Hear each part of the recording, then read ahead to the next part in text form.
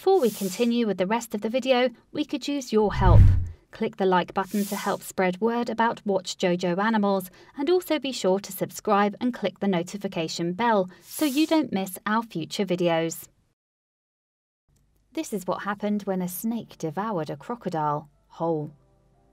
Thrashing scaled bodies and lashing tails throw up the lakeside mud as a pair of awesome reptilian predators writhe around in a deadly embrace. Coiled muscle and primeval power clash together, but as the hours take their toll, it becomes obvious there can only be one winner. The day had started out so differently. It was a sunny March morning in Queensland, Australia.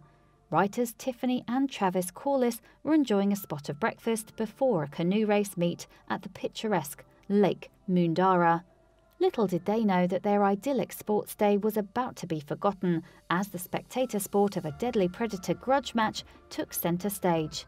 Their quiet breakfast by the lake was going to be nudged off the menu by an altogether more epic meal. Travis and Tiffany were interrupted by their friends shouting for them to come and see something. A clash between two reptiles had caught their attention. Fortunately, Tiffany had her camera and she was able to take pictures of the events as they unfolded.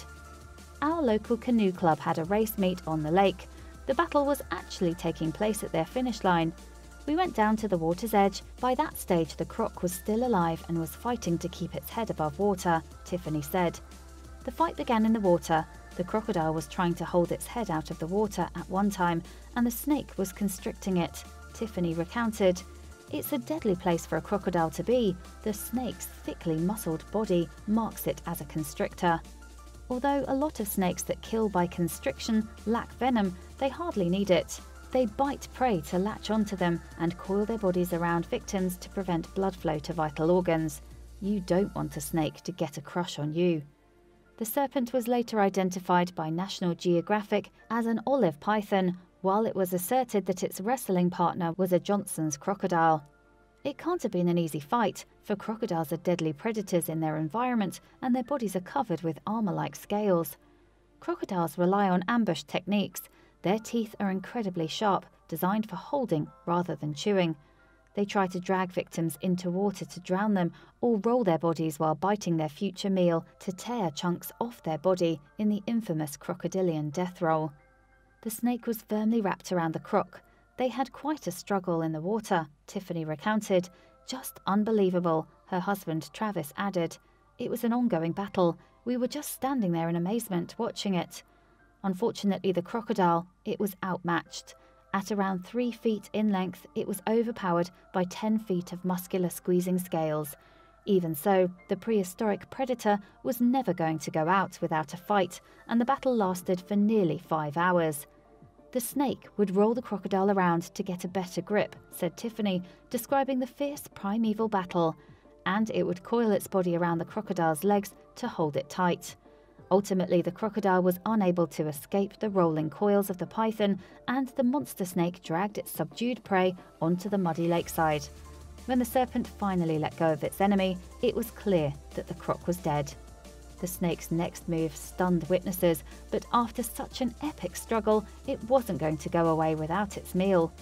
After the crocodile had died, the snake uncoiled itself, came around to the front, and started to eat the crocodile, face first, Tiffany recounted.